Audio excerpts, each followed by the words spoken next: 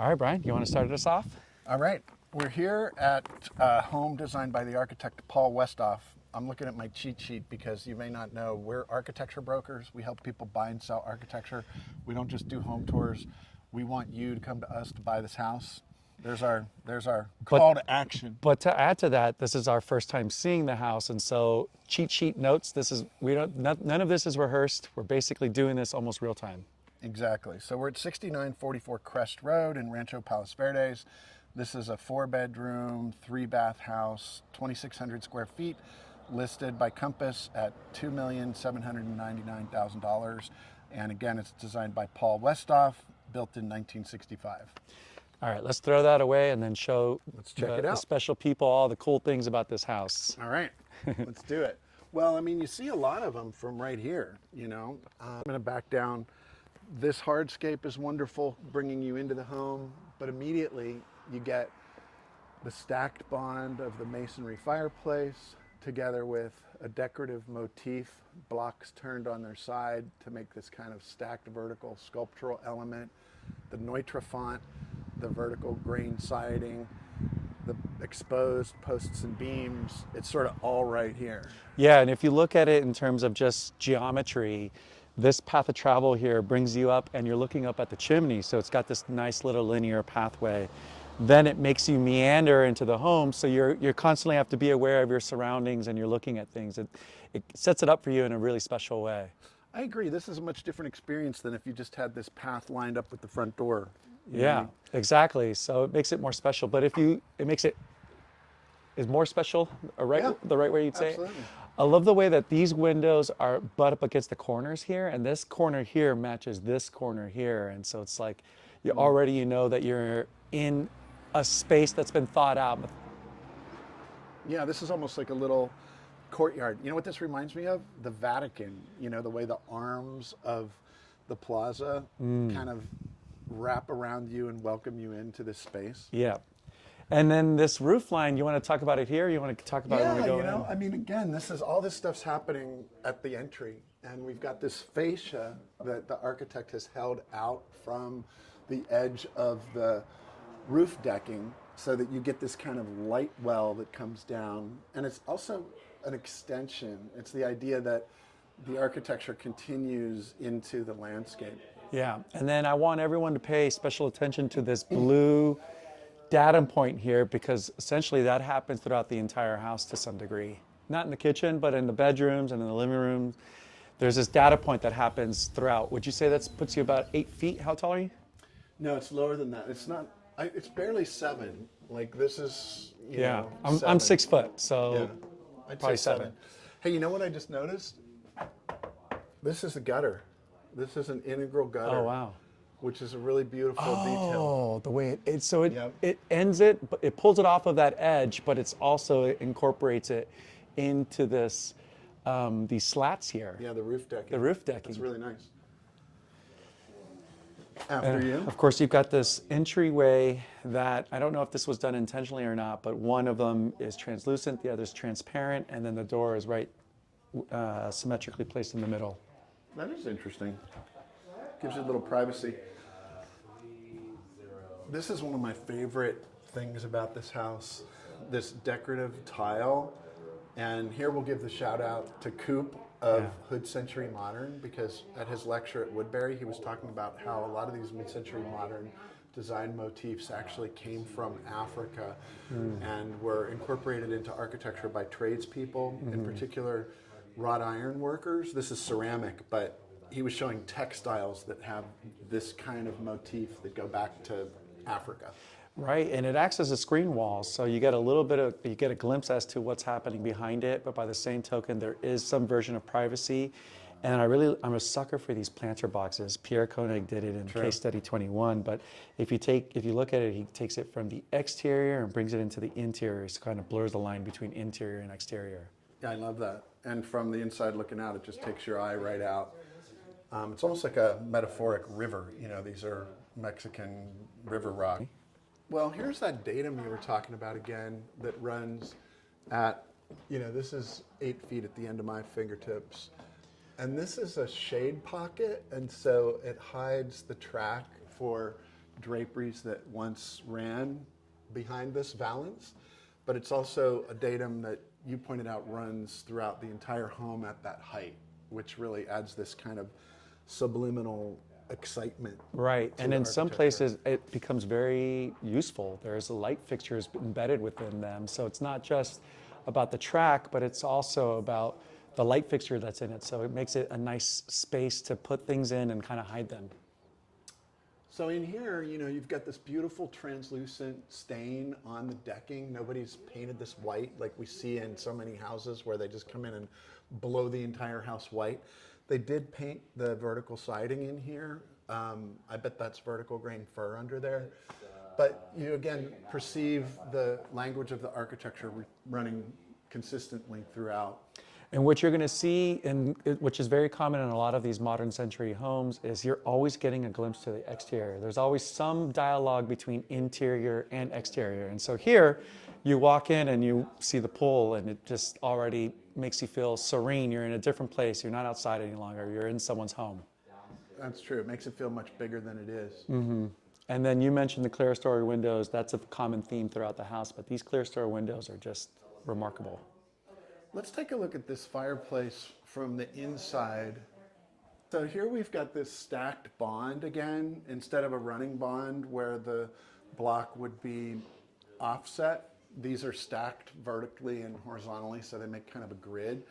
And then here's this playful move again where these are blocks turned on the side and then saw cut to produce this horizontal sculptural element that is in kind of dialogue with the one at the entry that's a vertical sculptural element. And got this big, beautiful wood-burning fireplace raised up off the ground so that when you're sitting in the living room here on the sofa, for example, the fireplace is really at eye level. And also, if you look, the cantilever looks like it's about 2 bricks worth or 2 blocks worth off. And I love that just because it's adding an extra layer of, like, how would you put that together? Like, you know, in terms of building it. Right, yeah, because it's literally concrete block floating 6 inches above the floor. Mm-hmm. Should we go through and continue? Yeah, let's go back into, I don't know if we want to go outside and look back or if we want to go I think let's go through, since there's some people out there now, we'll go through. How about the primary? Let's do the primary. Okay.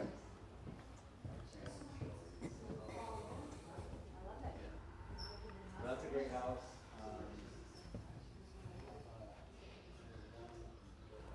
It's funny, I feel like this is actually noteworthy. This is Mad Men right here. You know, this is a 1960s walk-in closet that now, you know, for our current lifestyle, people would be like, my kids couldn't use this closet, you know? You got to have his and her giant, you know, walk-in closets. But this is vintage cabinetry. You got the shoe rack built in. And I just love it. You know, it kind of creates a mood or a tone that is, you know, runs throughout the house. Right. What do you think would have been here? You think some sliding doors here? I wonder. Originally? Because Yeah, it does look feel like it's set up for doors, maybe. Yeah. So if you walked in, you'd maybe have doors that look like the same siding that's on the entry. Because if you actually look at the entry again, and I'll show B-roll of it, those doors do open up at the front. Do you want to take a quick look at them just quickly? Or? Yeah. So just to put it in comparison. Oh, yeah. Actually, that's a really good point. Yeah. I hadn't even seen these. These totally disappeared. And There we go. So I bet that's what that was. I bet you they were like that in the primary as well. So you've got the old-fashioned touch latch and these knife hinges which just disappear. And I mean, I literally did not know there was a closet here until you pointed it out. That's the point, right? Yeah. To keep these kind of hidden and embedded in the cabinetry. Thank you for that. That's really nice. I bet that was the same in the There's more closet. here too. Yeah. So it's kind of I missed those as well. plenty of storage all around. Yeah. Not for today's time, probably, but Yeah. back then it was plenty. I mean, let's look at the bedroom. This is a really wonderful headboard and side table combination piece of furniture. It's, I think, really built in. I'm wondering if the architect designed that, but whatever it is, it's really compatible with the design of this architecture. It almost feels integral. And again, you've got the datum point same size window, bay windows it looks like. So if you were specifying windows, you would just say, we're going to use this window structure throughout the house, and it was easier to specify for, because I've been working on drawings, and I remember specifying doors and windows, and every time a window size was different, you'd have to like, Cost goes up. and the cost goes up. Yeah. But again, you've got these Clerestory windows here, which is really nice. And actually, this kind of mimics the living room because they're clear here and solid on this side, and the living room does that as well. So it's like this translucent, solid, transparent thing that's happening. Right, like that one's translucent because it's looking at the two-story home next door. This one's transparent because it's looking out at the banana palm and the vegetation, but it's the same language. It's like the big ridge beam. These, I would almost call these like, well, there's a word for those that now escapes me, that when you've got bigger beams just supporting the decking, and then, coming out, the exposed fascia, the valance, all these details are just really consistent. Sometimes we see all that busy architecture where it's a little bit of this, a little bit of that running throughout the house. This is all super clean and consistent. And again, every room to some degree has this interior, exterior dialogue. And then the ceiling again pulls back up off. Is this also a gutter? Yeah. So that's Integral gutter. so smart. I love that. But yeah, from the bedroom, your eye is just focused right out on this private courtyard. Every room looks out to the landscape. I sort of want to talk about this. I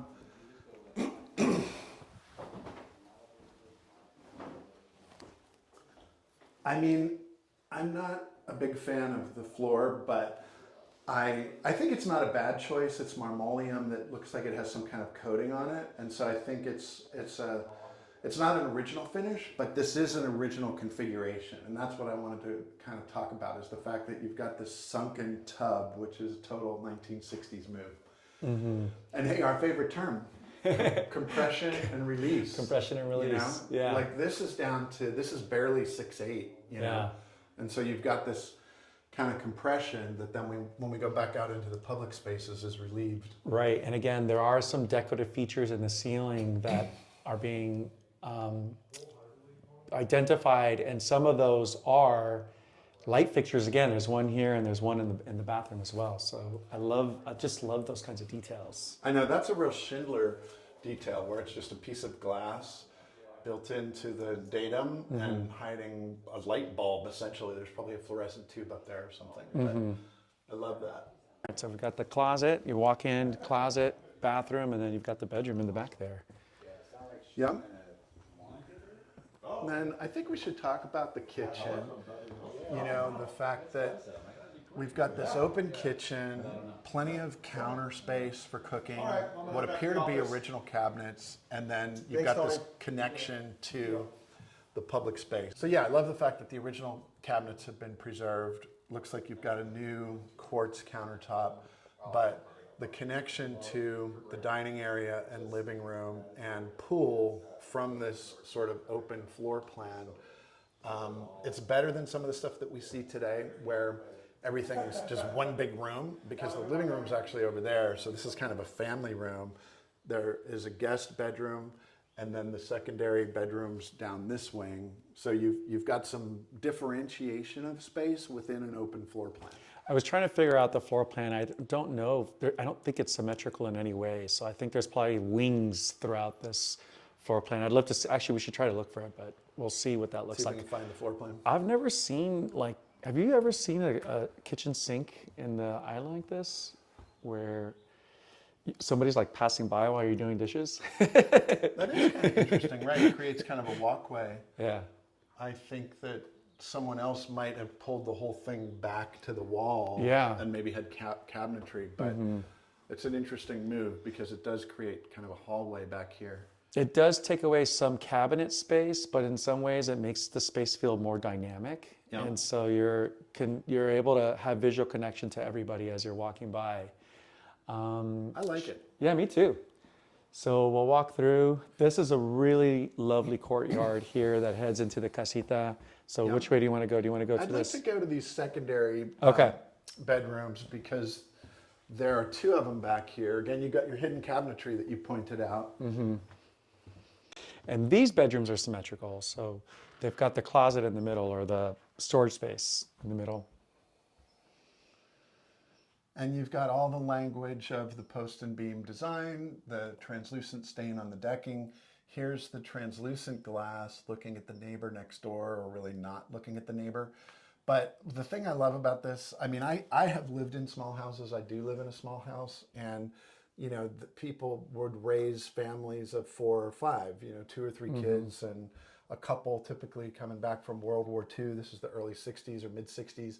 And, you know, this bedroom was fine. They probably had 2 people, 2 kids living in this bedroom and 2 kids living in that bedroom. Now it's child abuse if every child doesn't have a giant bedroom with his or her ensuite bathroom, you know, where this was fine in the mid-century. And again, you've got the datum point. It's not as pronounced here, but it is here. But again, you could put on some version of curtains.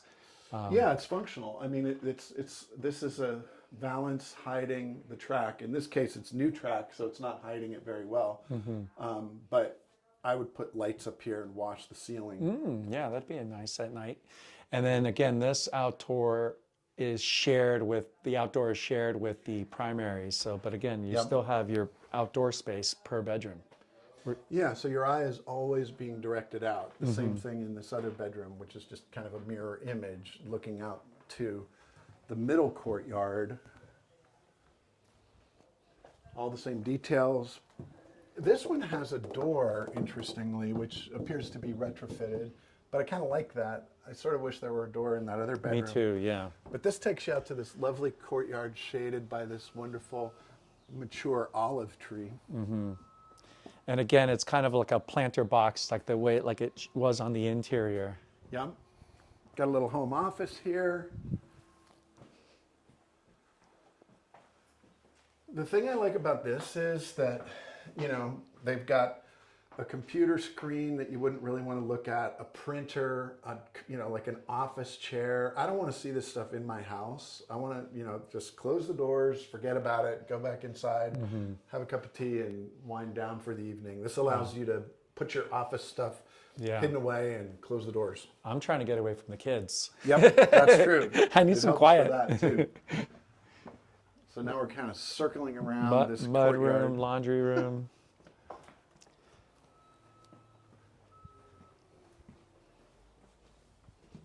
Yeah, we'll go to that last space and then end off on the exterior.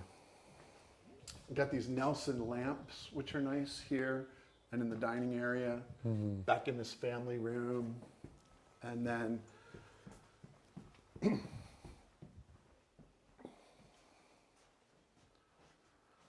were trying to figure out, was this a pool room or it could be sort of a maid's quarters? It has a half bath, pardon me, and it's connected directly to the pool deck.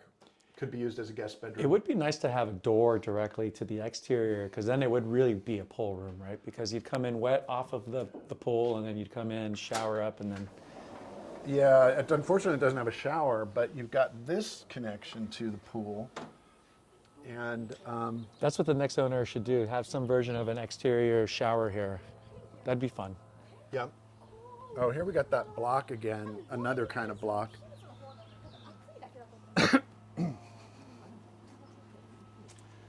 Okay, Coop from Hood Century Modern tells me these kinds of motifs are African, and I believe him when he was doing these side-by-side slideshows showing textiles from Africa, and then this design in block. It's interesting to think about how much of the sort of graphic components of mid-century modernism were influenced by Black American tradespeople whose ancestors came from Africa. If you think about it too, climate-wise, it does make sense that it would be in a warmer climate, because again, it would allow privacy, some shade, but then the wind to go through for some air circulation. So it's functional in a lot. They're functional in a lot of ways. Yeah, and it's hiding the pool equipment back there. Yeah. So you got this really beautiful pool, views out toward the ocean, and a really sublime experience. I think it's a very consistent, kind of magical piece of mid-century modern architecture. I What agree. else? How do we close it out? What do we ask for? Buy this house today with us. We're ready to write your offer. We're realtors. We're architecture brokers. Don't forget it. You said it.